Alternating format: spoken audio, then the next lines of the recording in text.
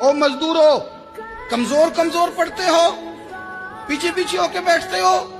ख्याल बनाते हो कि हम कोई कमजोर लोग हैं। मुझसे कई दफा लोग पूछते हैं आपके वालिद साहब, तो मैंने कभी झिझक के नहीं बताया, नहीं मेरे अब्बा प्रोफेसर नहीं थे, मेरे अब्बा पीर नहीं थे, मेरे वालिद साहब जो थे वो आलिम नहीं थे, लेकिन मुझे फख्र है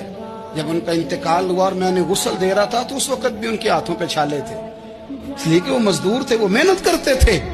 उन्होंने जेबें काट के रोटी नहीं खाई, उन्होंने हमें जो कमा के खिलाया है वो मेहनत और मजदूरी का है। मैं नाज से कहा करता हूं अल्हम्दुलिल्लाह मैं किसान का बेटा हूं,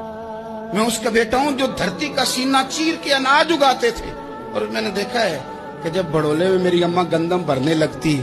तो मेरे वालिद साहब फरमाते तियां तिहानियां दा हिस्सा भी कढ़ लई, गरीबां दा भी कढ़ लई, फुलां दा भी, ते फुलां आदमी दी गंदम ऐद की थोड़ी होई है,